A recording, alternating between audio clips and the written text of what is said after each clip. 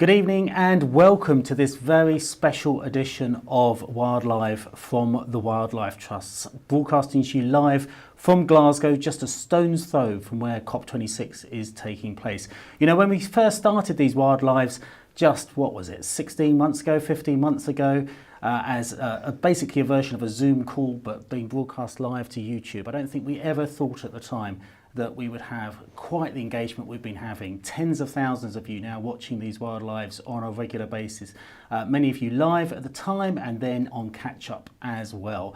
And it's great for me to graduate from my attic, where we often have these Wildlives in the past, out onto location as we did before. And this is the first time we have our whole panel together in person. It's absolutely wonderful. I'll be introducing you to the members of the panel very soon. And we have a very special panel coming together tonight to talk about how we can let nature help us in tackling the climate crisis. But before we start, we have to, of course, hear first of all from a very, very special person, President Emeritus of the Wildlife Trust, a certain Sir David Attenborough. Nature has been there for us when we needed it the most. Yet we have allowed our natural world and climate to reach breaking point, with almost half of our UK wildlife in decline and some of our best loved species at risk of extinction. As the climate emergency intensifies, the threat to life on Earth becomes ever greater. But we have the choice of a better and wilder future. A future where wildlife thrives alongside people. A future where nature helps us in the fight against climate change. We know that we need to stop burning fossil fuels, but we must also recognise the role of nature in helping us turn the tide. We must bring wildlife and wild places back on an ambitious scale, in turn creating new livelihoods and protecting the planet for future generations. Our lives depend on it. Nature has extraordinary powers to lock up carbon dioxide, to provide clean air and water, to help protect us from flooding and extreme weather, and to provide the food which sustains us.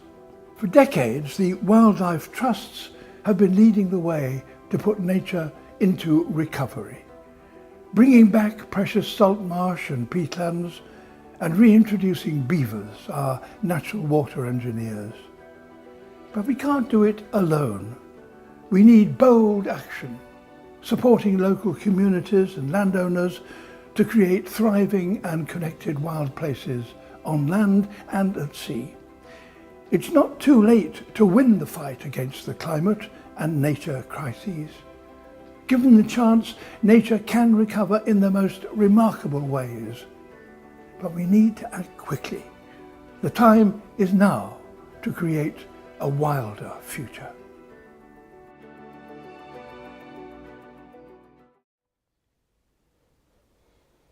He always puts it right, doesn't he? So great to hear from Sir David there at the start of this Wildlife.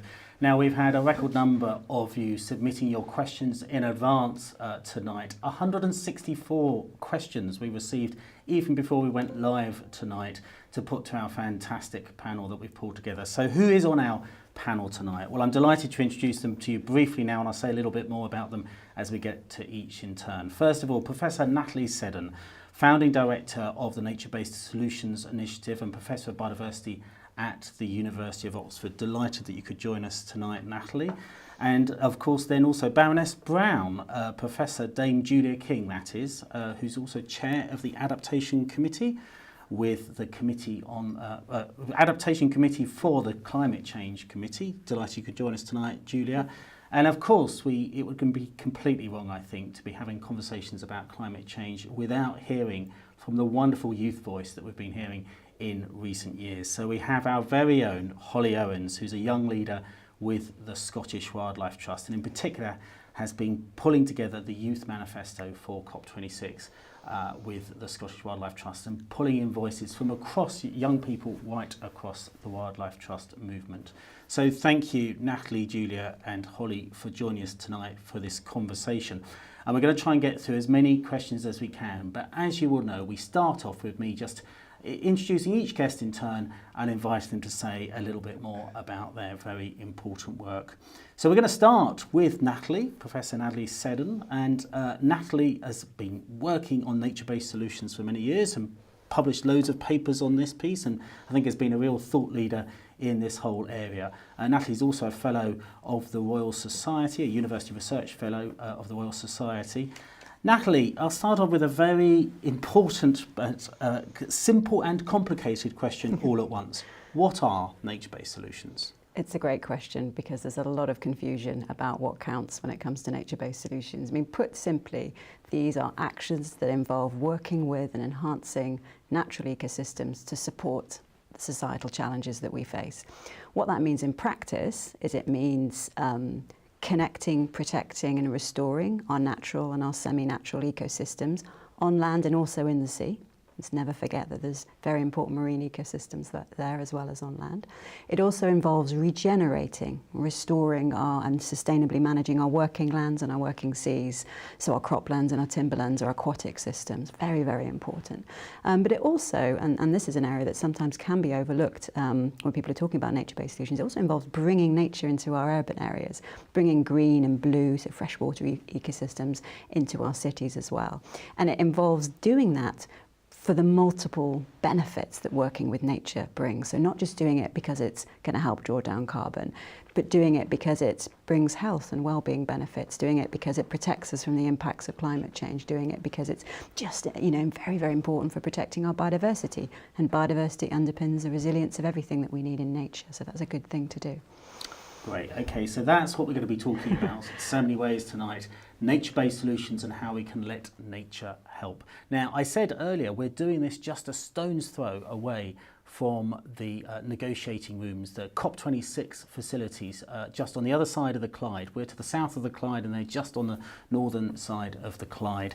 And obviously you would have followed the news this week from COP26, everything that's been happening this week. There's been a whole raft of announcements from COP26 this week about what's been going on, announcements on forests, announcements on methane, announcements on coal. And you can see that huge exhibition centre there, that took so much time to build and pull it together, tens of thousands of delegates coming together. And of course, a huge amount of work taking place within the formal negotiations to move that forward. And of course, coupled with that, a lot of protests happening on the streets and a lot of activity, particularly from young people out on the streets trying to push that agenda forward. One of the things tonight, as we work through this discussion about nature-based solutions, we're going to also be talking about how effective the COP has been. I'll be seeing the progress that we want to have, and are we going to get the result that we need from COP26? So Natalie, back to you then. So you were saying there, you gave us a good introduction about nature-based solutions. First of all, just how effective can they be? Do you know what is the potential really of nature-based solutions in helping us tackle the climate crisis? It's a really good question. I mean, this whole concept of a nature-based solution, in fact, the term nature-based solution, which was coined by the World Bank in 2008, basically came from the world of adaptation and biodiversity conservation. So we recognise the fact that people all over the world have for millennia been working with nature to help them deal with climatic variability, to help them deal and build their own resilience in a rapidly changing world. But it's quite recently, I'd say in the last year or two, that it's really been, the limelight has been on nature-based solutions for helping us address climate warming.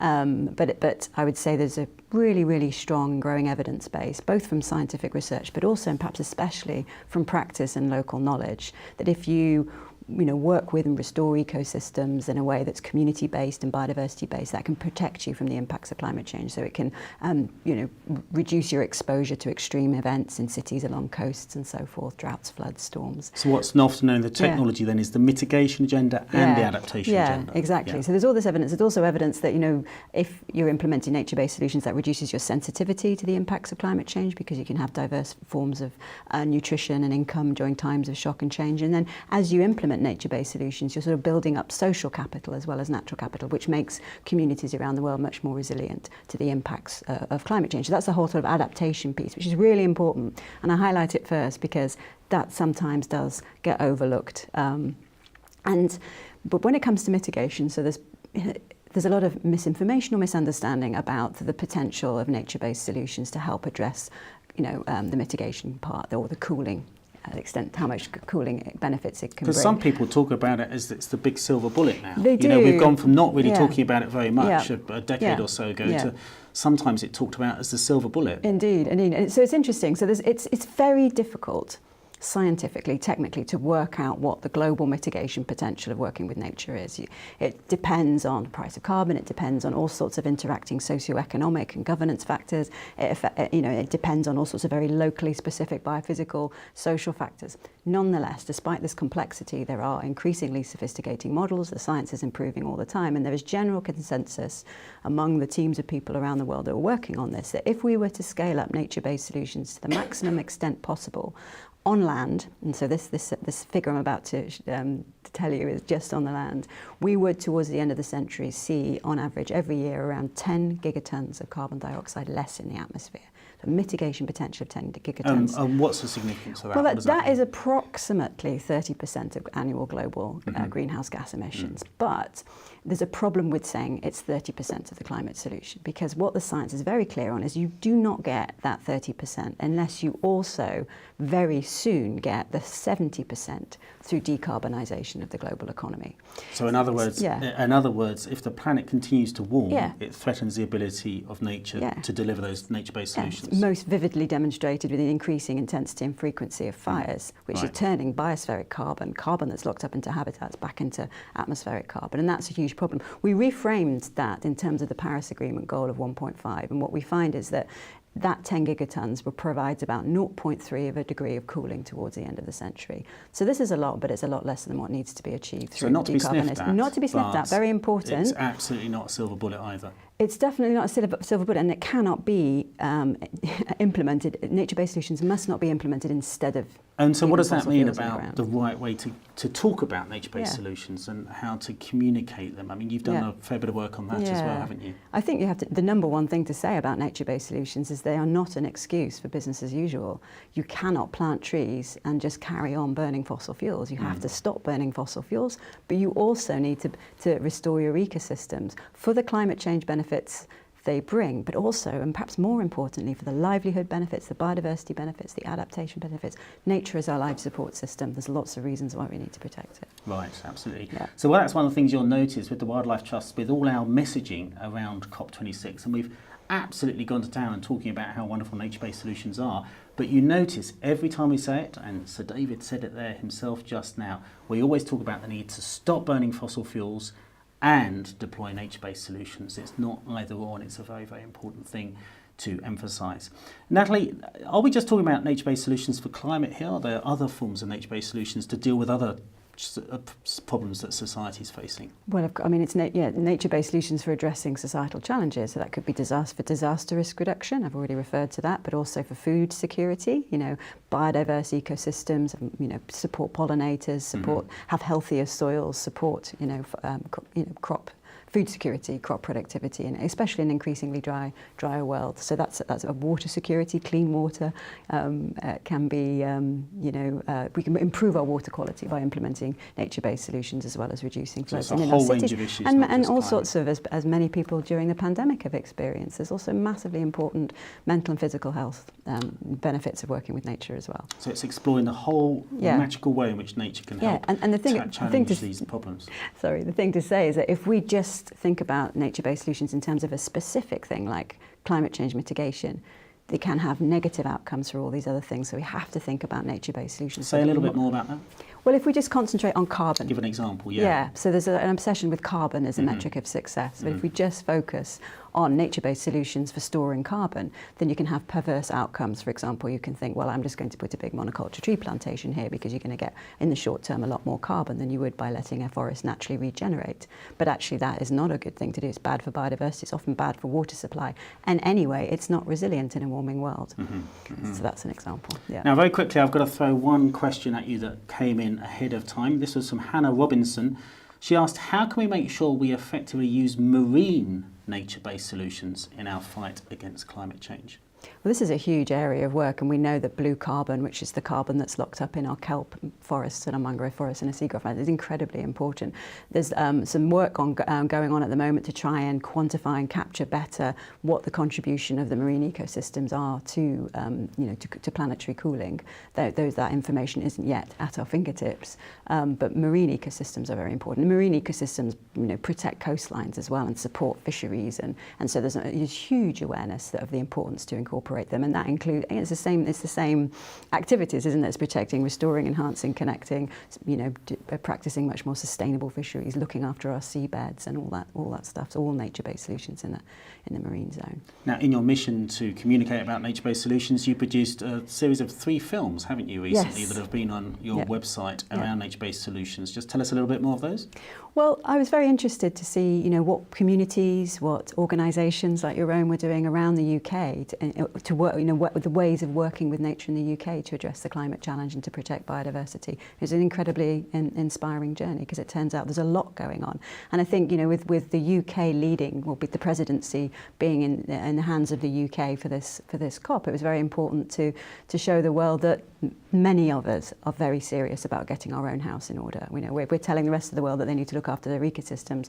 Our ecosystems generally are in a very bad state, but despite that, lots of people are doing amazing things all over the place to improve the situation, and it's good to show that to the rest of the world. And those films do include some of the work of the Wildlife Trust, Indeed. as well as, of course, other organisations. Well, let's have a look.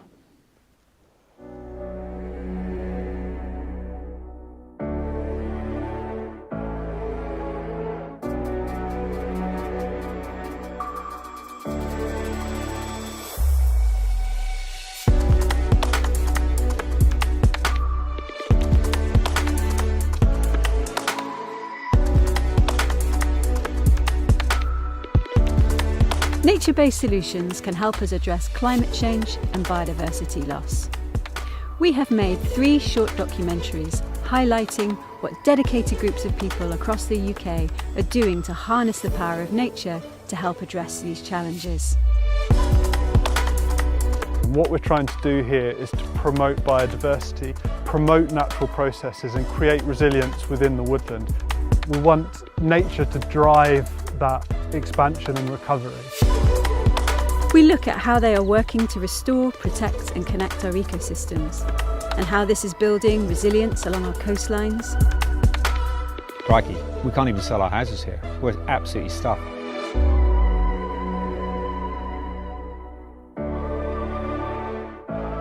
Protecting biodiversity and storing carbon across our highlands. There is change coming up. As a nation, Scotland or the UK recognizes that we can't manage our land the way we've done it for the last few hundred years. By increasing biodiversity, it goes hand in hand with carbon sequestration. And reducing climate change impacts and supporting human health in our cities. We will be launching these films on the 6th of November during the United Nations Climate Change Summit in Glasgow, COP26, and we will be making them available on our website. So do make sure you have a look at those films on Natalie's website, after Wildlife has finished, of course, not before, but make sure you have a good look at them. Now, we want to hear from you tonight. We've got a little poll for you to just get you fired up and get you thinking. We're going to fire up the question on your screen now. This is the question for you to consider. We've been debating a little bit before we came on air as well with the panel, and we'll show you our thoughts on it in a little while. But the question is, which of these habitats is capable of playing the biggest role in helping us tackle climate change? Is it peatland? Is it woodland? Is it salt marshes or grasslands?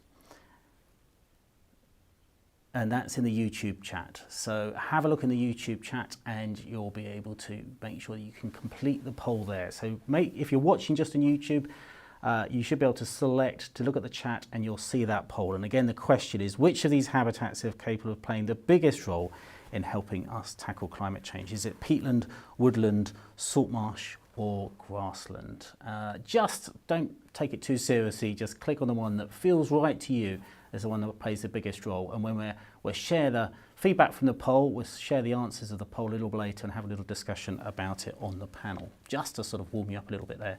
So Natalie, thank you so much for kicking us off on the conversation. Now I'm going to go now to our second guest who is, I said, was Baroness Brown, Professor Dame Julia King, who's chair of the Adaptation Committee with the Climate Change Committee. And Julia's an engineer and, in fact, a fellow of the Royal Academy of Engineering, as well as being a fellow of the Royal Society. Julia, thank you so much for joining us tonight. It's a real pleasure to have you join us. Let's start off, first of all, talking about the climate risk assessment that was produced by the Climate Change Committee earlier this year that looked at the impact that climate change is going to have on us here in the UK.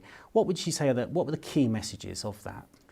Well, one of the things we did differently this time in the committee's advice to government was actually to highlight 8 areas that we thought were really critical to do something in the next couple of years. In part, I mean, they're amongst, some 58 really urgent things that we need to do in terms of adapting to climate risk. But in part because with these 8 relate very closely to legislation like the Environment Bill that's almost passed through Parliament now, but also really important challenges like societal challenges like meeting net zero. And the first 4 of these, of the risks we highlighted where action is urgent, were all about the natural environment. They were about our soils, they were about our natural environment more generally, they were about crops, they were about trees. Because as Natalie was saying earlier, in the UK, our net zero strategy, the government's net zero strategy, assumes we will be moving from planting about 10,000 hectares of woodland and forest per annum to something like 50,000 by 2050. So taking our woodland and forest cover from about 14%, it's a really low level in the UK, to about 18%. In order to do that, we're going to have to make our agriculture much more productive, something like 10% increase per decade in agricultural productivity if we're still going to be able to feed the nation. And we're having to do that against our soils being not only impacted by farming practices, but being impacted by the droughts and the flooding and the wind and the other impacts of the changing climate. And so unless we pay attention to nature and very much, as Natalie was saying, we help nature to adapt, we make sure nature is in the very healthiest state it can be, it's not going to be able to go on and deliver these something like 80 megatons of sequestered carbon by 2050 that getting to net zero relies on in the UK. So we cannot get to net zero unless we pay attention to supporting nature and enabling it to adapt to the climatic conditions that are coming and making sure it's healthy. So we've got to look after nature to help us mitigate climate change and do that role, and also to help us to adapt to climate change. Tell us a little bit more then about how nature does help us adapt to climate change. On the Adaptation Committee, we're really passionate about nature. Actually, personally, I'm really passionate about nature, as Natalie was mentioning, nature in the urban environment. I mean, our cities have got to be able to absorb more water. Rainfall is going to start coming in shorter, sharper bursts. The kind of thing that will cause... We saw quite a lot of that in Glasgow yesterday, actually. And we saw, really bad surface water flooding in London earlier this year, where people's basements were completely flooded. Actually, I mean, I half felt quite positive about that because I thought when posh people in London start getting their basements flooded, they start to take more notice of this stuff. And it drives the political change that's needed. Yeah. So, we need more porous surfaces, we need more green space, we need more sustainable urban drainage systems. We're seeing more and more really high temperatures, and of course we have the urban heat island effect, which means in city centres you can see ridiculously high temperatures. So we all need more space with trees, but of course they need to be the right kind of trees that are going to be able to grow healthily in these more Mediterranean conditions, perhaps, that we're going to be seeing. And what about out in the wider countryside as well? We need to be thinking about planting the right tree in the right place. There are some pretty frightening maps that that suggests that, you know, for example, beech trees around where I live in Cambridgeshire are not going to be the best thing to be planting now. We need to be moving the beechwoods up towards Scotland for the future. I mean, it's very sad, but we've got to be thinking about making sure if we're planting trees now, they're trees that will be still alive and healthy in 50 years' time, in the climate we will have in 50 years' time, that they'll have enough water, that they won't be suffering from the heat, that actually they'll be resistant to the pests and diseases. I mean, we've seen the German government come out with the statement that Germany's forests are dying. They're seeing sort of 80% of all of their common tree varieties really badly affected by the combined effects of the changing climate, and they're undergoing a huge replanting operation to try and make sure they've got resilient forests and woodlands for the future. And that's the kind of thing we need to be thinking about as we plant these 50,000 hectares of new woodland and forest. And this has profound implications for nature conservation, doesn't it? Because so many protected sites in this country are really quite small. A lot of sites of special scientific interest and nature reserves are really quite small. And unless they can expand, you know, the ability for those species to move is going to be really difficult. Wildlife Trust has pioneered the concept of a nature recovery network, but actually what a nature recovery network looks like at +1 degrees, +2 degrees, +4 degrees might be quite different. So there's a lot to think about here. But we absolutely have to let nature move around, because if animals and nature need to move as the climate is changing, then they're not going to do that across tarmac. They need to be able to do that through nature pathways, so to speak. Strange, isn't it, and how nature doesn't always behave and follow our strict rules. It has to find its own way. We've had a question came in from Nicola Penfold. This is a big one, but I think it's good to throw it at you, Julia. What do you think what do you want the UK to look like in a decade and in 50 years? And do you think it's feasible? Well, I would love us to be, to have increased our woodland and forest cover. And as Natalie has pointed out, not with rows and rows of Sitka spruce, but with, you know, really diverse plantations of that will stimulate biodiversity and other forms of wildlife in them. So more places for children and families to go for recreation, but places that are also giving us carbon sequestration and indeed giving us nice shady places to go when it's hot. I'd love every time they knock down a big building in London, I think, oh gosh, wouldn't it be nice if they made that into a park? I'd love us to change the way we think about planning in our cities and to recognise the value of increasing the green space, linking the green space up so that nature in our cities can move around, you know, with green corridors and linked green pathway, and also so that humans can walk along those green corridors. And so I'd love our cities to be much greener, nothing like so densely packed.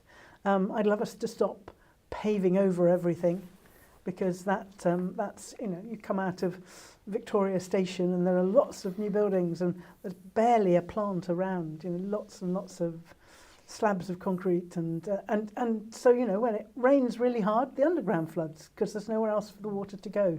So we can make nature our friend and have it help us to deal with the changing climate, or we can kind of keep it pushed out, and then we'll have to have lots more engineering solutions to deal with the water. Which would we prefer?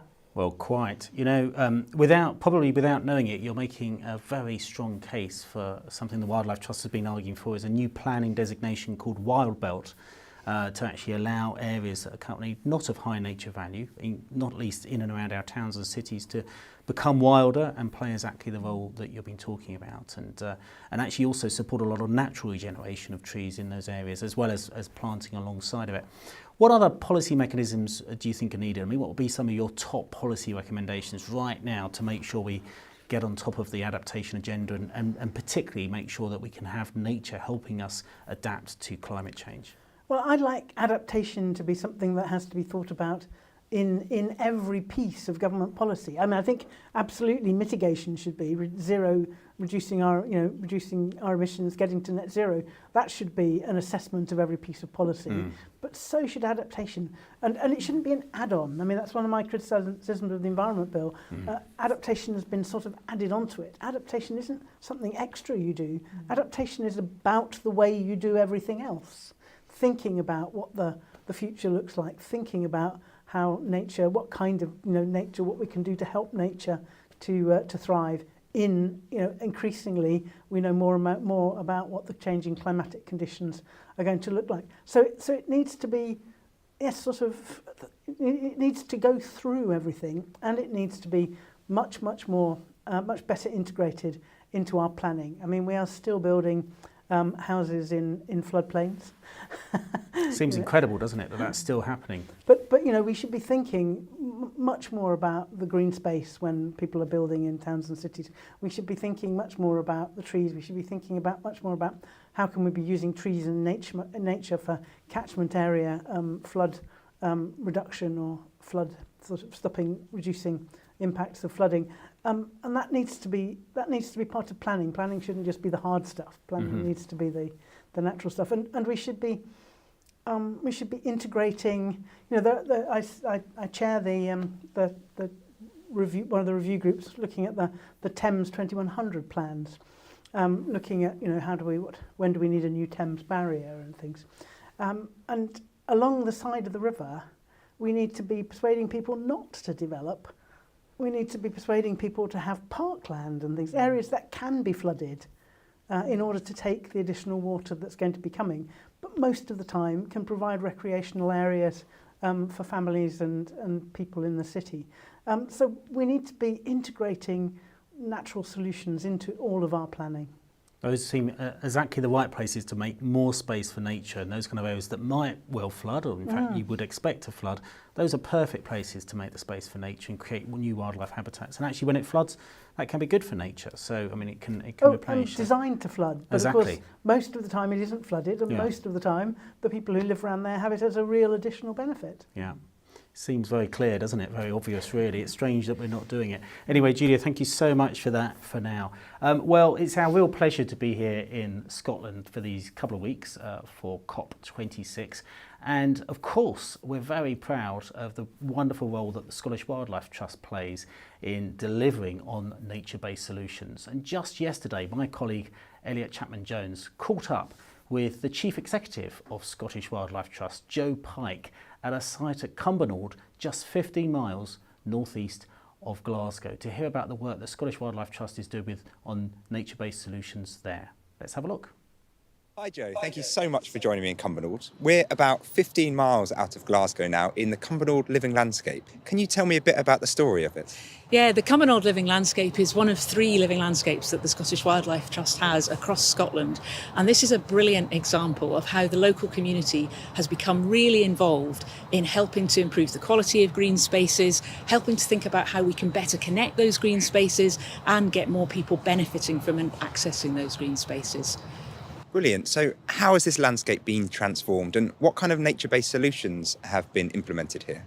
Well, we're standing right next to a brilliant example of a nature-based solution. So this is one of a series of ponds that we created in partnership a few years ago with Scottish Water, and it's called a sustainable urban drainage system. So there are 6 ponds that were created because of a problem of pollution.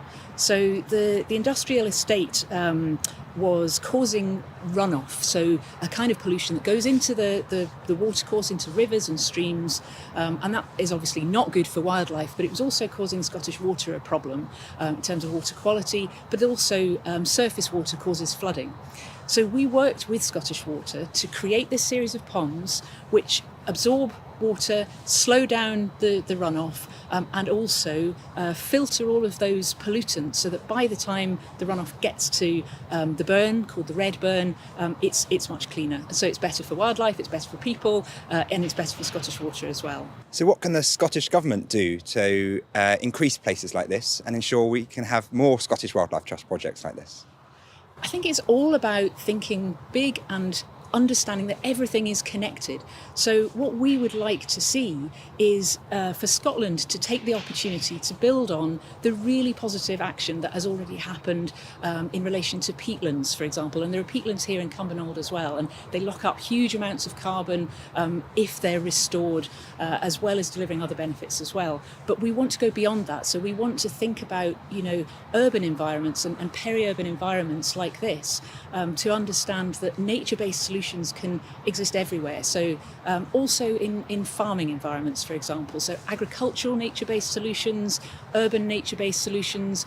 The marine environment is also another really important part of that story. So we want to think big, we want to embed that within the economic strategy, and there's growing recognition that our whole economy is underpinned by nature, so that needs to be reflected in the economic strategy, and also we need targets. We need really clear legislative targets like we've got for climate change, and they're on their way, so we just need those targets for nature as soon as possible.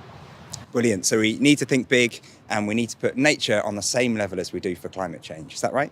Absolutely. And the two are so closely linked. We have to tackle the two problems together of climate change, the loss of nature. But the good news is that nature-based solutions like this can actually help us do just that. So by helping nature, we're also helping to tackle climate change. That was Joe Pike, Chief Executive of the Scottish Wildlife Trust, talking about their fantastic work they've been doing there at Cumbernauld, as I said, just 15 miles northeast of Glasgow. And of course, wildlife trusts right across the four nations of the UK and in Alderney and Isle of Man are all working on the natural climate solutions agenda. So we obviously need to hear from young people in this context, with young people have made such a noise about the climate and nature emergency over the last 2-3 years. And so delighted that tonight joining us is Holly Owens, who's a young leader with Scottish Wildlife Trust. Holly has been volunteering as a young leader on this programme by Scottish Wildlife Trust since 2018 and has been leading on a number of projects as a young leader for Scottish Wildlife Trust, including coordinating a series of videos and about nature-based solutions, and in particular leading the Wildlife Trust work to engage young people ahead of COP26 and actually producing a youth manifesto for COP26. Holly, it's absolutely amazing. Tell us about that project.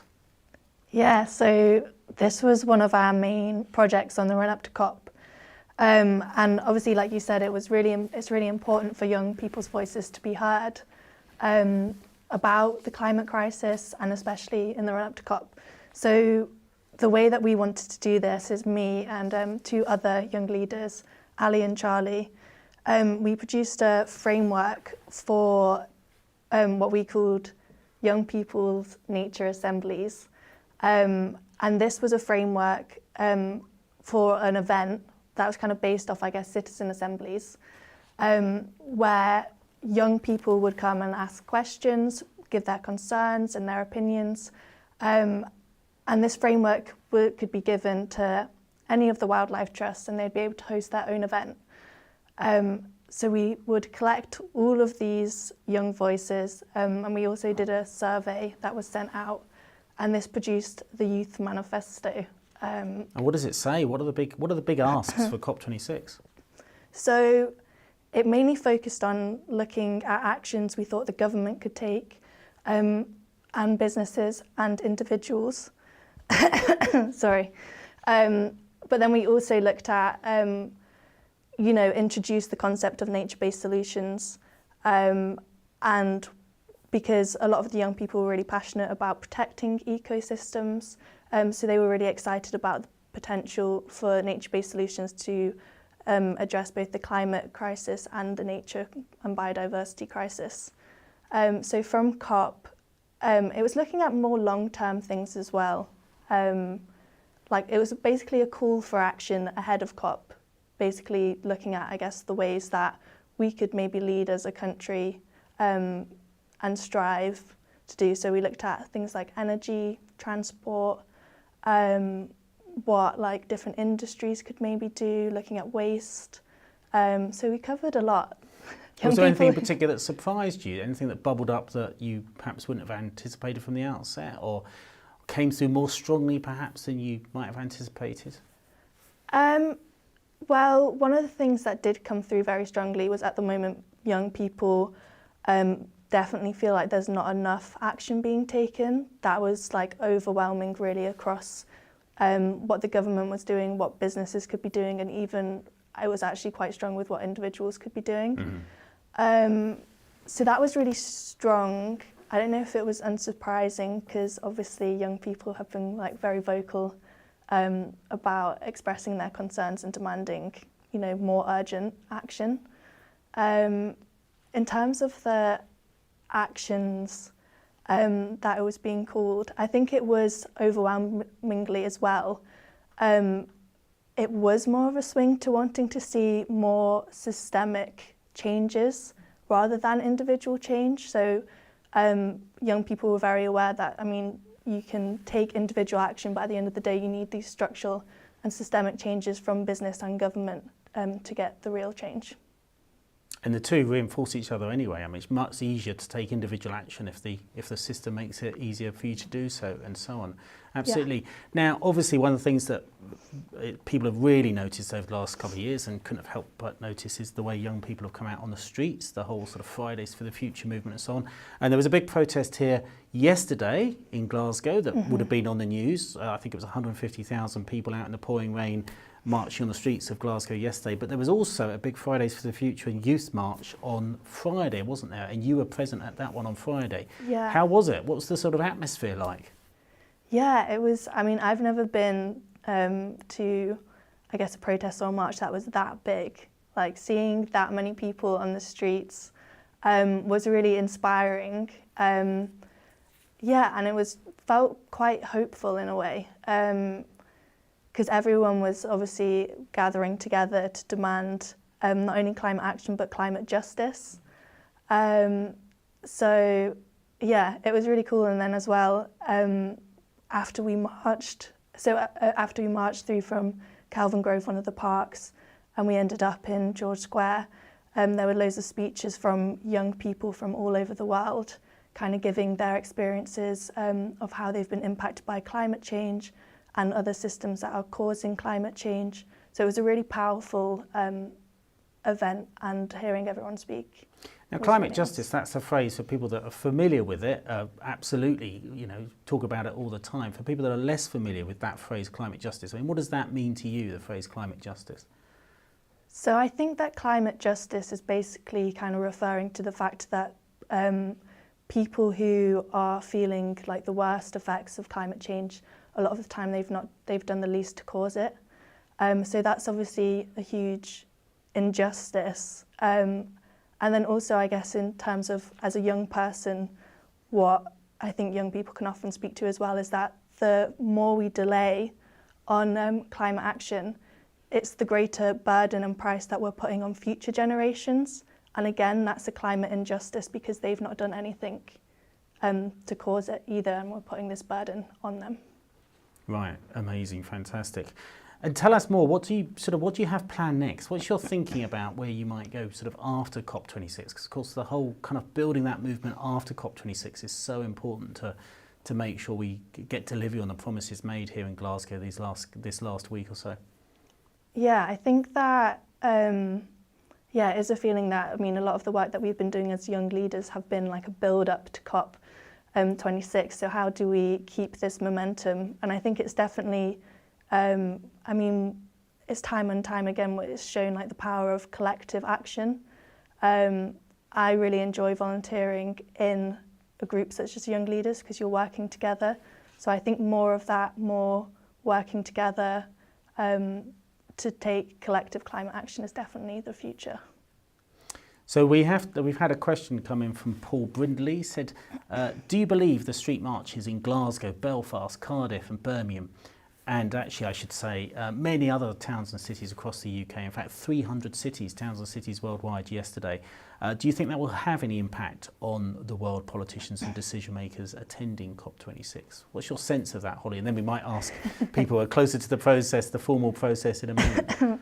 Yeah, I would hope so. I mean, I think it's building at least public pressure for them to, I guess, ramp up. It's ramping up the pressure for them to take, meaningful climate action. And I think it's obviously highlighting different issues as well. So I think we were speaking about before that it's really a lot of these street movements, so not street movements, but you know what I mean, marches on the streets are really trying to highlight frontline voices. So I think, you know, amplifying those voices, raising public pressure, all of that, yeah, I think will create more pressure for world leaders to take that meaningful action.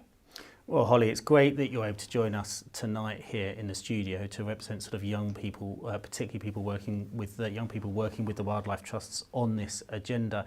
But Holly is just one of many young voices across the wildlife trust. So we put together a little video for you summarising some of the other voices of young leaders across the wildlife trust and what they want out of COP26. Hi, my name's Dawood Qureshi and I'm a wildlife filmmaker. I'm Dakota. My name is Muhammad. Hi, I'm Petra. Hi everybody, my name's Anisha Kanchala. Hello, I'm Emma. My name is Benjamin Fallow. Hi, my name's Rowan. Hello, I'm Andra and I'm a young volunteer with Ulster Wildlife. The climate crisis is important to me because it's the biggest crisis any of us will ever face in our lifetimes. Because we've already lost so much wildlife and so many habitats. I am scared of a future where our environment is under even more strain. Because it is destroying the places that I love. I have grown to love and feel passionately about the natural world and everything in it. And I hope to be able to preserve that and conserve the natural world for many years to come. Because it impacts us all, but it impacts marginalised communities most. Because I think we're lucky to live on such a beautiful, life-nurturing and incredibly biodiverse planet, yet we risk losing much of this richness to climate change and other human pressures. Because if we don't act now, the whole food chain would collapse, and our Earth is very precious. And an intrinsic part of protecting the people on this planet, who are less privileged than me, is worrying about climate change and trying to do something to protect this world that we live in. It is essential that we keep below 1.5 degrees of warming. No individual or government is doing anywhere near enough. And if we don't make the changes now, we will damage our planet permanently. It is essential that we take the urgent measures to stabilise our climate and restore nature. Don't just talk about climate change, act now to stop it.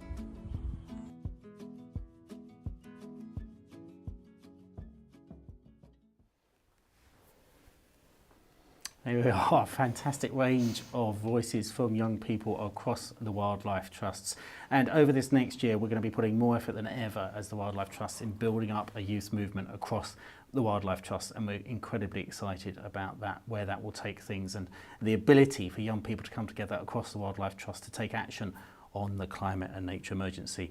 Now, a little while ago, we put a poll up for you. We asked you to say which wildlife habitat do you think can play the biggest role in helping tackle climate change. Not really defined as a very smart academic question, I have to say, and a couple of the academics here were kind of questioning a little bit how we framed the question for that, which I think is absolutely fine, but it is just a bit of fun really on a Sunday night, I can tell you.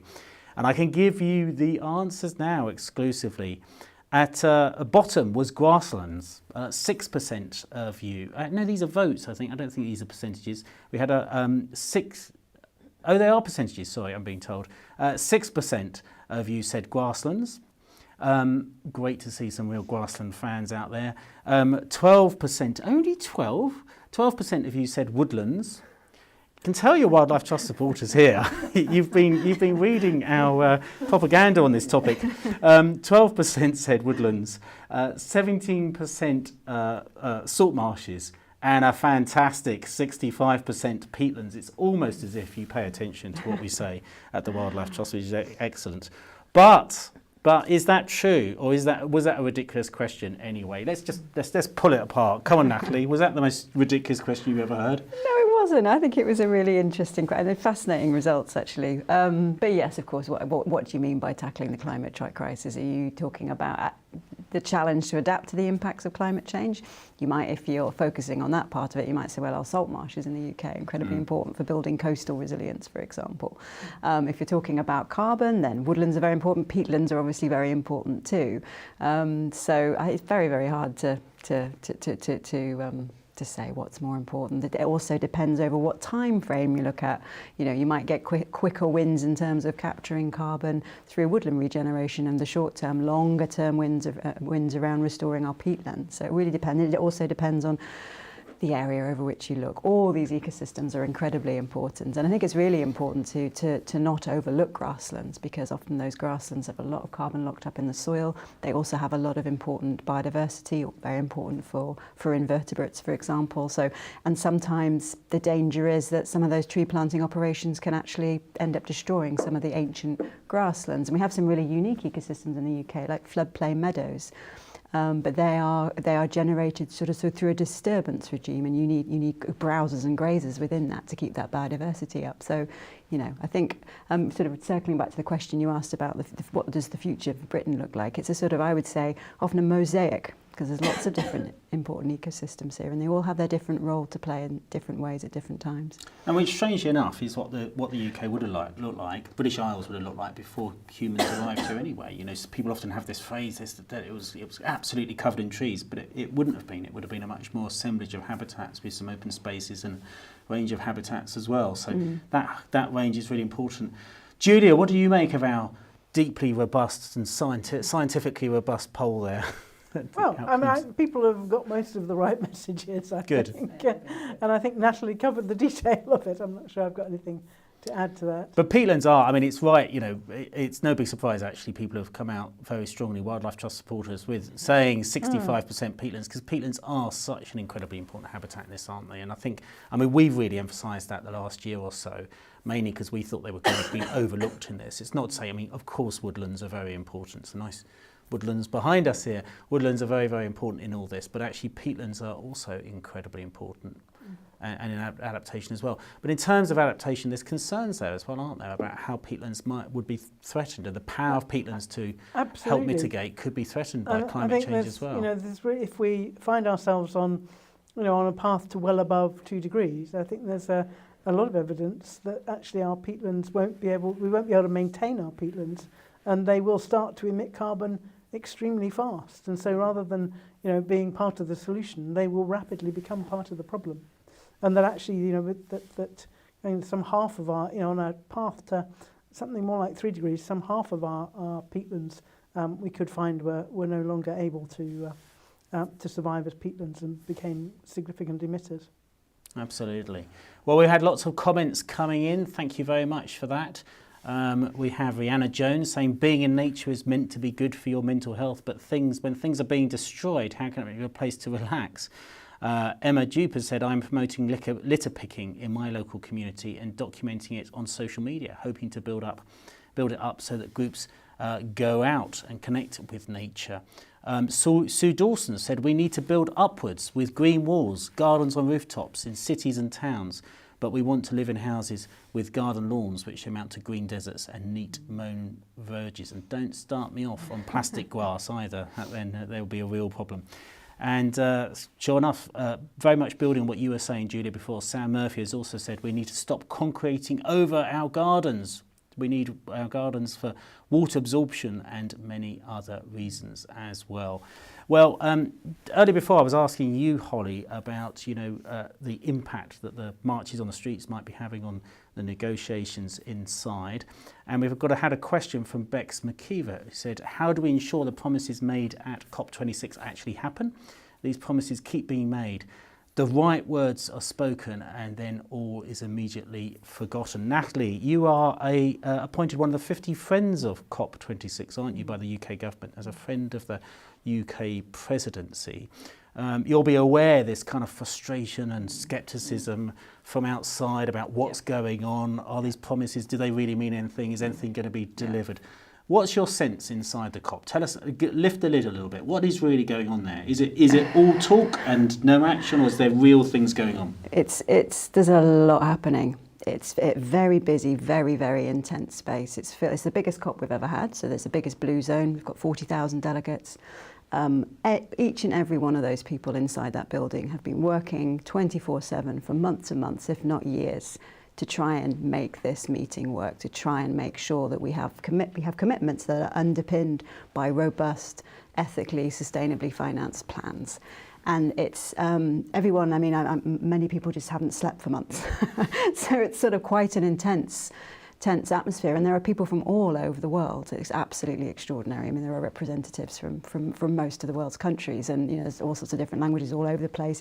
You forget that you're in the UK. It's sort of like this other sort of parallel universe. You're suddenly in this space where everybody.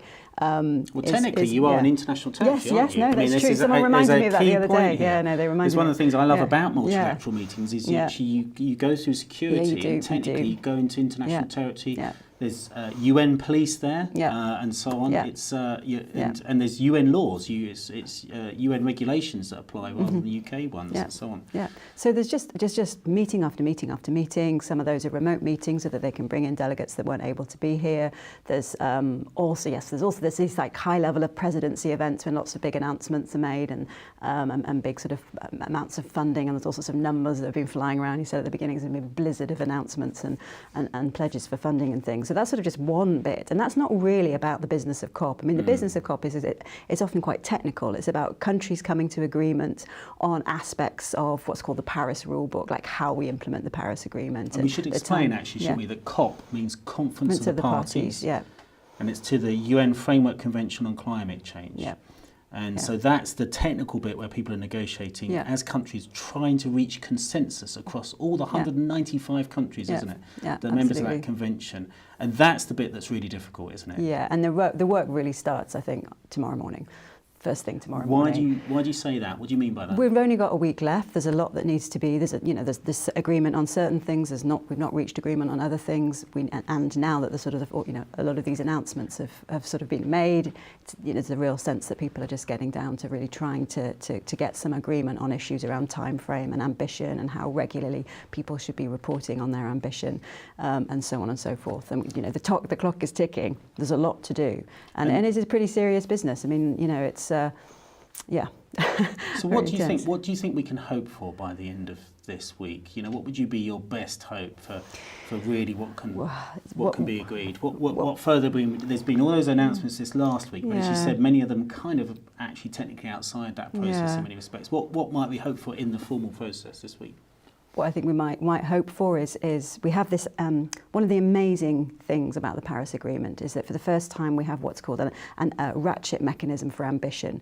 So all the signatories of the Paris Agreement agreed to hold one another to account to demonstrate increased ambition on emissions on a 5-year basis. And that wasn't something we had before. The other brilliant thing about the Paris Agreement, it wasn't sort of top down like the Kyoto Protocol. It was each country basically saying what it was going to do. And so we have seen, compared to the decades before the Paris Agreement, we have actually seen since then more progress than we'd seen before. But we've still got a lot to agree on. And I think one of the hopeful things is, I think more frequent reporting, more frequent than 5 years reporting on ambition is a really important thing. But we've also got all these high-level pledges around forests and natures and indigenous peoples, and we need that anchored in the decision text that comes out.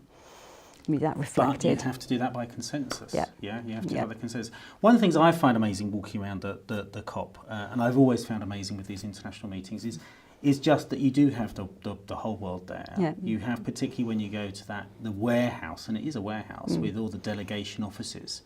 And they've all got similar size. They have to have exactly the same size offices, don't they? And you have, they're all in alphabetical order. And you've got your China, you've got Canada, Cameroon, and so on, all there. And it is, I suppose, if you're a multilateralist, it's hard not to get a buzz out of the fact that despite all the things that are incredibly frustrating about how slowly it moves and all its imperfections, ultimately, is there a way forward that doesn't involve the world coming together and just trying to work it out? Yeah. I mean, I can understand people's frustration. I can understand there's big trust issues.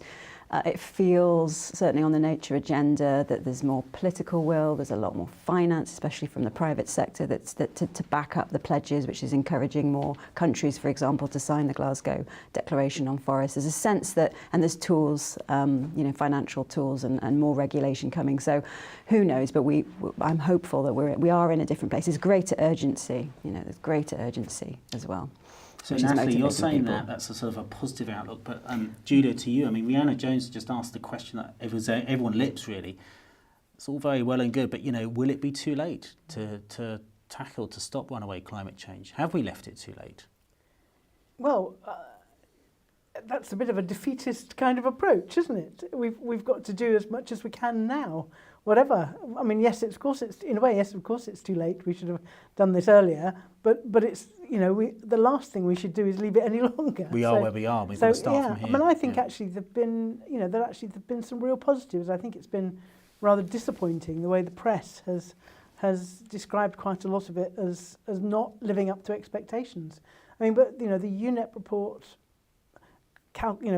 pulling together the pledges to the end of September, said, you know, we were on track to, if the pledges were delivered, to something, you know, well over towards 2.7 degrees of warming. Fatih Birol last week was saying, you know, with India and some of the other pledges that have come in, we're now on track to something more like 1.7, 1.8 degrees of warming, assuming they're delivered. I mean, it's, you know, the pledging's the easy bit. The planning's relatively easy. The actual delivery is the tough stuff, and that's what we've all got to be really, really focused on now. And, you know, that's what we've all got to be focused on when COP finishes. But I think you have to say, I think COP has been successful in what it does, which is you get a lot of people together and somebody makes a pledge and that raises the stakes a bit, and then other people think, oh, we've got to do a bit better than that, and then it is a kind of, it is a way of ratcheting up, because your country can't be seen to be being left behind when others are doing this. And I think actually you have to say this has worked pretty well at that. And how does it work out, if you like, those dynamics inside the COP? How do they relate to the dynamics, you know, 150,000 people on the streets of Glasgow yesterday and in 300 cities around the world? Does that help? Does that help raise the prospects within the negotiating prospects within the COP? Is that noticed? It is definitely noticed. You know, the people in there know about what's going on outside, often actually went out to take part in it. You know, it's definitely, and a lot of the concerns that have been raised, for example, the importance of empowering local communities and indigenous communities to manage their ecosystem. That's a big theme outside, it's a big theme inside. You know, and I think it's critically important. We need activism, but we need the activists to be you know, informed by the best available evidence, to get their facts right, to have that, you know, based on evidence from science and practice. And so it's important to have that, you know, it's important to have that connection and that dialogue between the two. As a scientist, I want to be engaged with activists and want to, you know, take part as well, because that's so important. And I came across I found myself in the middle of the march on Friday, and it was incredibly inspiring and grounding. It was like this, and moving. I mean, I was in tears practically. It's like, this is why we're doing it. Incredibly important, and many of my colleagues that are mainly on the inside were very moved and motivated by it. So I think it's vitally important that these things are going on, and they have to keep going on. Now that we're able to do more demonstrating on the street, we need to get back to it. So it's great to see it, everyone out there in such numbers, and all the young people and all the people from all over the world. I mean, it was, yeah. Are you reassured by some of the things you've heard there, Holly, or not so much? Yeah, definitely. I mean, I think it is really reassuring hearing that the issues that from the outside you don't feel are getting heard are. Because I know, I mean, the way that I've been interacting with COP has been through the protests and through the climate fringe events. And there is a big feeling, I guess, that, I don't know, that there's a bit of a disconnect between what the people on the outside want and then what the people on the inside want, when that's not the case. Really, everyone is working together towards the same goal. So it is really reassuring to hear, you know, from someone who is inside directly, that, you know, what is actually happening. Governments need to know they're going to be held to account, and the people who will hold them to account are their citizens. So yeah, that's so true. And there's definitely, I feel like the young people today and everyone else, you know, now that climate change is such a big issue. I hope that, you know, with the Greta saying, you know, this is the greenwashing COP or something, you know, people's eyes are on what's coming out. There is like a lot of critical scrutiny, which, as you said, is needed. One of the things that's going to be needed is the follow-through after that, though, isn't it? It's one thing having all this attention and this scrutiny during these 2 weeks. The big thing is actually the hard work really begins when people depart from Glasgow and actually deliver on the delivery of that. how do we think we can maintain that? How do you think we can make sure that scrutiny is there and that implementation is there? I mean, I've kept saying the last few days, the devil's in the detail, and we don't have the detail yet, and the devil's in the delivery. How do we get that right? Well, we've heard some commitments on climate education, which I think are very helpful, and I think we've got to turn all of our school children into really outstanding greenwash spotters, so that they can tell what's a real commitment and what's not at a good distance. It's just really important, as Natalie was saying, that our protesters have the right science and the right facts, so they can make the case really strongly, and they can't be undermined. It's really important that they can't be kind of ignored because they didn't get it right, kind of thing. So I do hope that all these climate education movements get pushed forward, and I do hope the governments actually commit to what they're saying about, actually deliver what they're saying about climate education and how important it's going to be. George Eustice was interviewed on Andrew Marr this morning. George Eustice is Secretary of State for the Environment, of course, and he was pushed on the point about how do we hold other countries to account for their commitments, and he made some sort of reference about looking at trade tariffs potentially. And this could be an area, couldn't it, that actually making sure that the sort of commitments that have been made at COP here get hardwired into future and existing trade deals. Can you see that could potentially be a way forward? Holly, you've been talking about system change. That would start to get closer to it, where we have a global trading system that actually hardwires in climate commitments. How does that sound to you? I was hoping you weren't going to ask me about trade tariffs. It's all right. I'm not asking about trading tariffs, but I mean, does it sound to you like trade deals? I mean, one of the things I wonder is I think it was good for George Eustice to say that this morning, but actually for the Prime Minister to say it as soon as possible this week, that that could make a real difference, I think, and so on. I think we've got to be a bit careful. I think it's really important that we sort of write in commitments to the same climate change targets into our trade deals, particularly those with other developed countries. We shouldn't be importing with Australia. We shouldn't be importing high carbon steel, right. Which is undermining our own steel industry and emitting more carbon than is necessary. But I think we've got to think differently about how we support developing countries. Right. Yes. And just writing things like that into trade deals with them may not be the most helpful thing to do. I mean, I think we've got to be a lot more generous in supporting them to make the transition. Right, okay. Natalie, any thoughts on that one? Trade is obviously profoundly important, and what happens in trade, I mean, you have to look at trade holistically as well. You have to think about lots of different supply chains and how they influence each other. And I think, you can't have I don't think you should be having a COP without talking about trade. So yes, there's more to be done, but I think some of the announcements yesterday on trade were useful. And I think, I chair the Carbon Trust, and we have we do a lot of carbon footprinting and help firms with their carbon footprinting for products and supply chains and things. And we have an office in Beijing.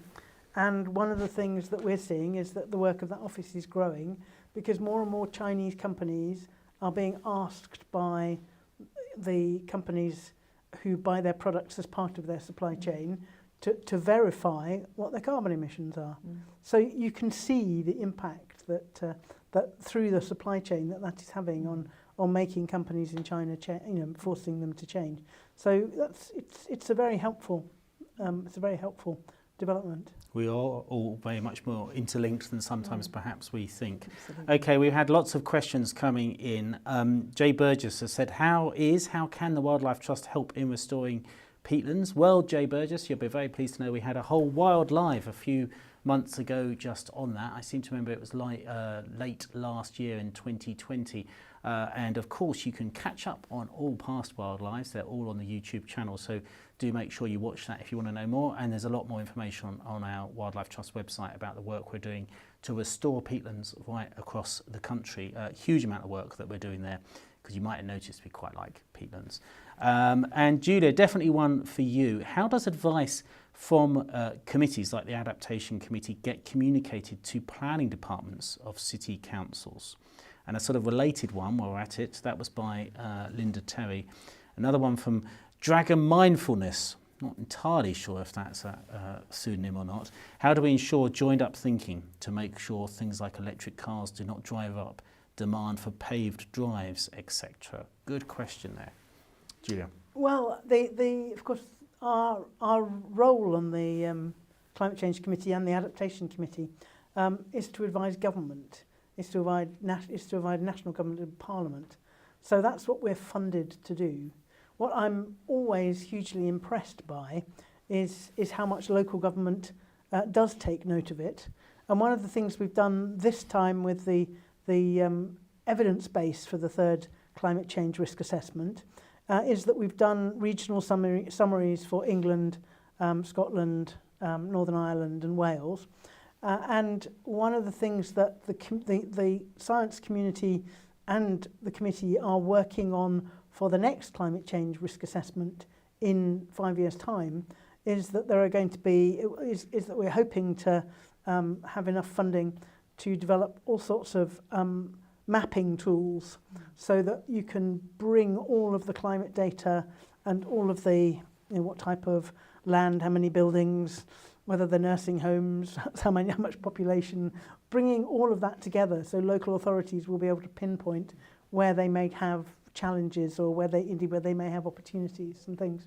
And so we're hoping that there'll be a really interactive mapping tool to bring all the information together on a much more local level next time. There's a little bit of that this time, but it's not as user-friendly as we'd like it to be. But it's all on what there is all on the climate risk website, where all of the evidence that over 200 scientists across the UK have worked on to produce the evidence base for the third climate change risk assessment.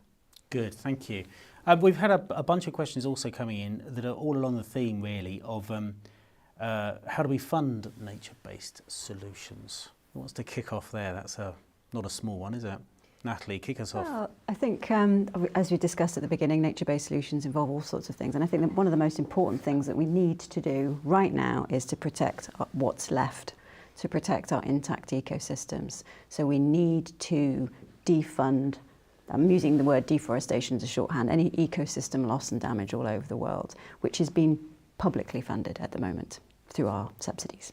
It is extraordinary, isn't it? Yeah, we are basically paying for make the situation worse. Yeah. I mean, obviously, you've got subsidising fossil fuel projects, which is destroying the climate, or destabilising the climate, I should say. And then we subsidise high-emitting commodity production all over the world. We have to, as a first thing, we need to defund that.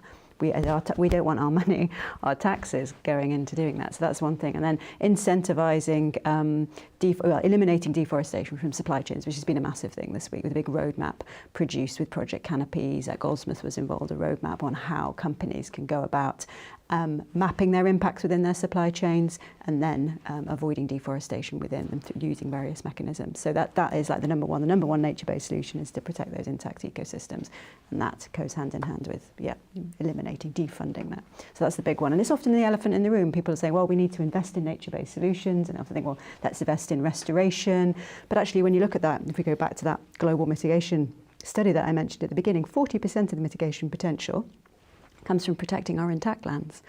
40% comes from more sustainably managing our working lands, on our croplands and timberlands. So 40% comes by using in our agricultural systems, using nature-based approaches, agroforestry, enhancing basically looking after our working lands much better than we did. So shifting those subsidies from destruction to recovery. Towards regeneration and recovery. And then actually only 20% is for restoration. Of course we need to restore our natural ecosystems, but sometimes restoration gets conflated with commercial forestry plantations. We need commercial forestry plantations for all sorts of things. They might play a critical role in the biocircular economy, but at the same time, from a climate point of view, it's actually quite a small part of it. And Julia, what about funding adaptation? What needs to happen there? Well, I mean, one of the things that we've been trying to do more and more, trying to use more and more of the natural capital accounting to look at the benefits of nature-based solutions. And actually, there's some some of our early results are quite interesting when you're looking at planting trees for carbon, basically for carbon sequestration. If you can then, if they're planted in the appropriate places, if you can then start to add in the benefits of improving flood resilience, potentially reducing the temperature in a river so that the fish or the other species in the river are more comfortable in hot weather because there's shading. If you can add in the benefits of well-being from people having more access to nature. Actually, we got to in some examples we worked on to values of 30% more than just the carbon sequestration value. So it although half of me doesn't like valuing nature in a way because it's sort of turning it all into economics, I find is slightly difficult, I must admit. But it is actually really helpful when you're trying to make a business case to do some of these things. If you can start to add in the value of the health benefits or the value of the value of the shading. Actually there are quite significant productivity drops when the weather gets hot. People in hot homes and hot offices. If companies could see that actually there are ways with green space and trees and things of improving their employees' productivity, you start to rack up some very big numbers that starts to mean actually having more green space, looking after your trees. All of those things are no longer just a cost to the company. They're actually, they're actually an investment. Sue Dawson has said, I think one of the exciting things about this COP is that business has been involved to such a degree, but that's often also very controversial. There's a lot of people, particularly on the march yesterday, complaining that there was too much business involvement. So you get all the range of discussions about this. And one of the things that is sometimes talked about is that business can help pay for some of the nature-based solutions. Not least, let's just talk for a little while about the controversial area of offsetting. That's an area I see in your youth manifesto that you produced, Holly, with all that input from young people across the Wildlife Trust. You said for businesses, one of the things you wanted is redirecting investments from fossil fuels to renewables with a greater focus on reducing emissions rather than relying on carbon offsetting. What are the concerns, Holly, that you heard from other young people when pulling up that manifesto about offsetting? And how could we make this work? Or should we rule it out entirely? Yeah, I think there were some concerns about, what is offsetting, as in what, can a company say what, I think there was concerns what is offsetting? Does it mean, I think the common one that we spoke about is with flying. If you fly and then you offset it by planting trees, what does that actually mean? Because obviously there's immediate emissions from flying, and then if you're planting trees, I think there was just a lot of distrust on maybe what it means and maybe it being used as an excuse not to take other action. Carrying on with business as usual rather than taking other action, So that's often heard, that's something that's often talked about for youth movements. Greta Thunberg has talked a lot about ruling out offsetting. But Julia, Natalie, in your experience, how could it be done in a way that actually doesn't mean it's carrying on with business as usual? I think first of all, nature-based solutions have got not to be seen as an excuse for not reducing emissions. The first thing you have to do is reduce emissions before you turn to nature-based solutions for sequestering your carbon. You might want them for all sorts of other things, but they shouldn't be the first place you look. I think that's really important. But I also think, when we're using nature-based solutions for sequestering carbon, the benefits have got to be, you've got to be able to show that they're real, that they're quantifiable, that they can be verified, and that they're additional. And what do you mean about additional there? Tell us a bit more about additionality. It's not about things that already exist being sort of sold as offsets, if you like, because if they're going to be offsets, they've got to be additional removal of carbon from the atmosphere. And I think there's some, we've seen some really worrying claims from companies. I think young people have every reason to say that they think there's some greenwashing around. You've seen companies saying they're going to be carbon positive, in the next 5 years or whatever, and they're doing that by buying lots of offsets. And we're hearing that the Financial Times was reporting, last week that some of those offsets seem to be as prices as cheap as $3 a tonne. Well, there's something very suspicious about that. That's not proper investment in nature restoration and carbon sequestration.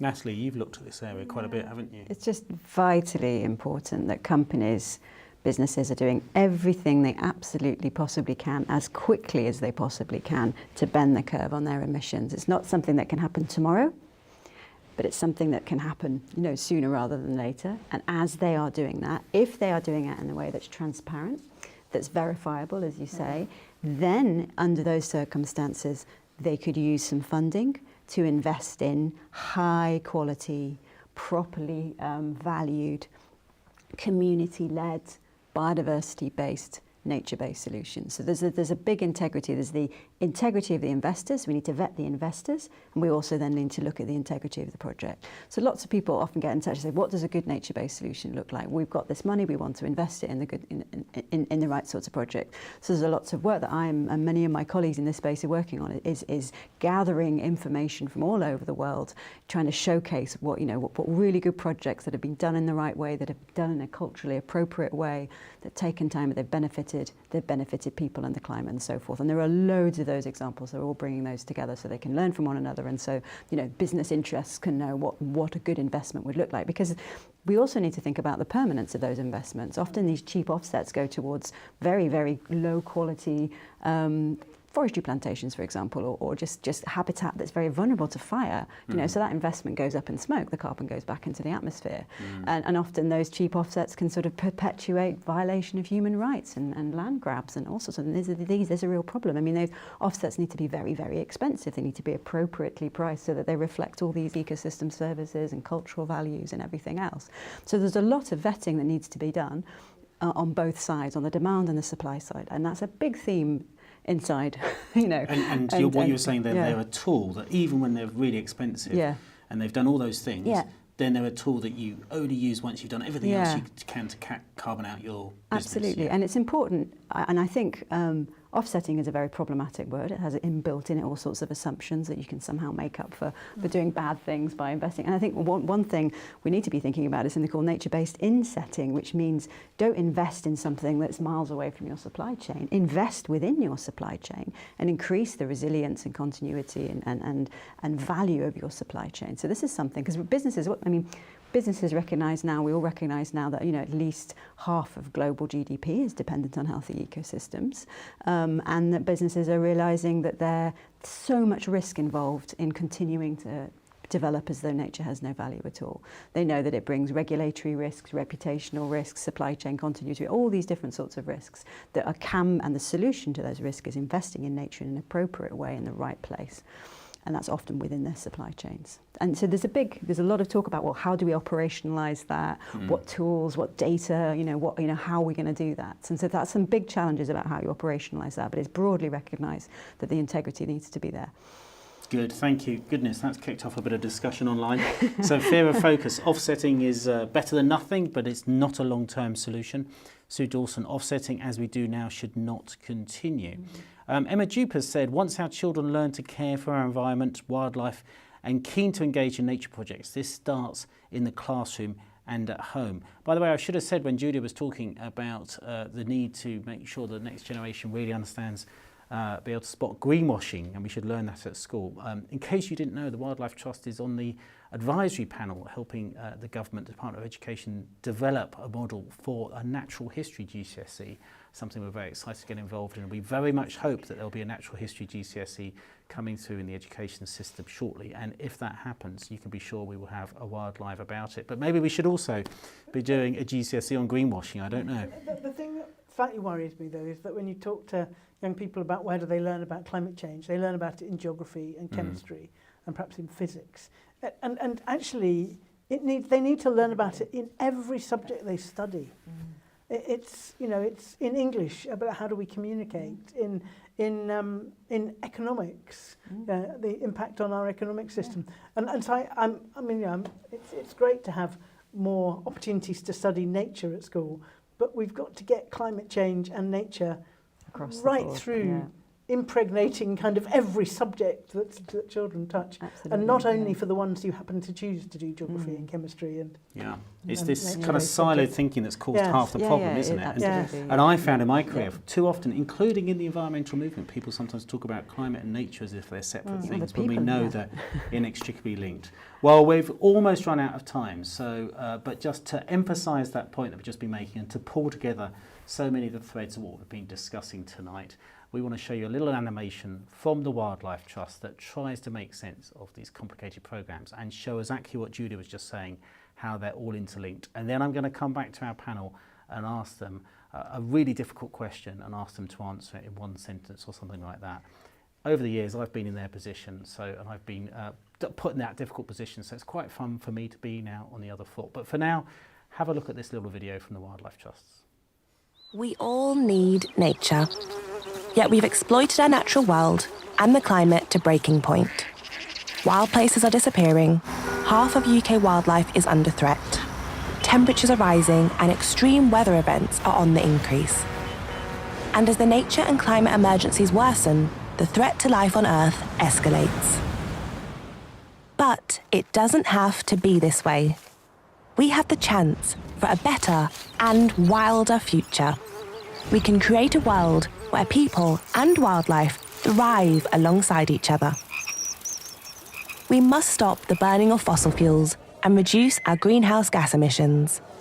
And we must also let nature help tackle climate change and adapt to its impacts by restoring and connecting up woods, salt marsh and peatland. Nature can store carbon, provide clean air and water, protect us from flooding and extreme weather, and provide the food we need to survive.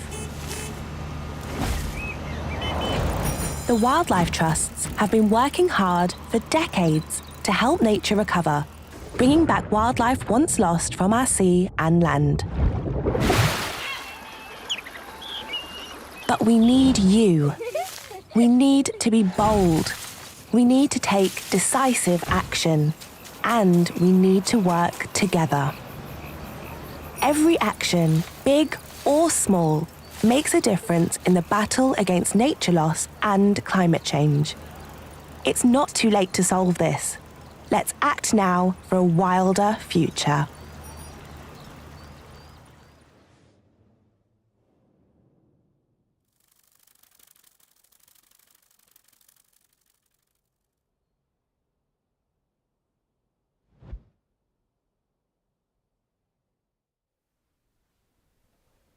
There you are, just our little attempt to try and pull together a very complex set of issues into a nice little video for you there. So I said I was going to put a very difficult final question to our panellists to try and give a short, snappy answer to on this Sunday evening. So Natalie, first for you, what are your best hopes? What do you think are the things that are most importantly to happen in the next 5 years if we're going to let nature help? Well, nature cannot provide any solutions at all unless we drastically reduce our emissions and keep warming to maximum of 1.5 degrees. So we need a lot more ambition, and we need those ambitions to be underpinned by robust action plans.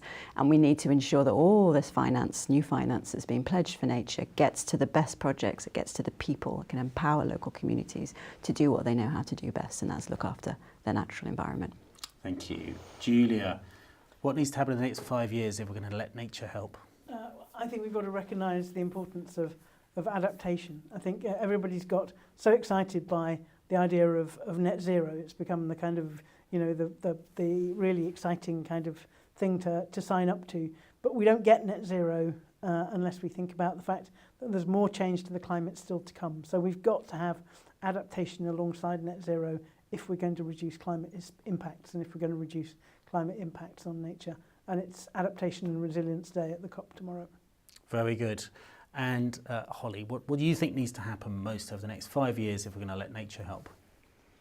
Yeah, I think I want to see nature-based solutions that benefit local communities and that address probably the inequality in communities accessing the benefits of nature, because that's not equal at the moment.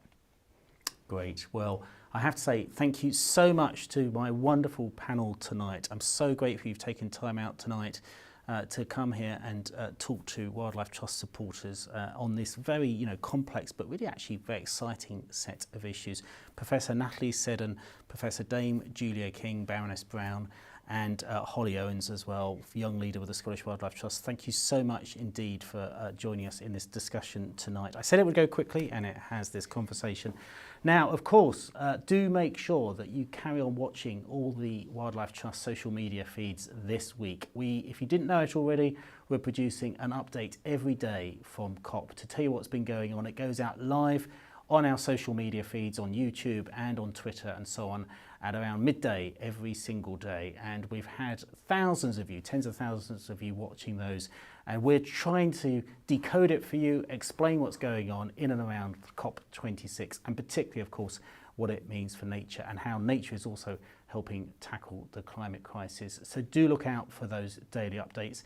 And tomorrow's is, of course, focused on adaptation, because as Judy was saying, the theme at COP26 tomorrow is around adaptation and resilience. So make sure you're tuning in for those daily updates every time. Thank you so much for all your questions and comments tonight. I'm sorry that we could only read out a tiny handful of them, but thank you so much for joining, and always send your feedback back to us. But thank you so much for joining. Thanks again to the panel. Thanks for all the team behind the scenes that make this work. Have a good evening, and see you at the next Wildlife in December. Good night.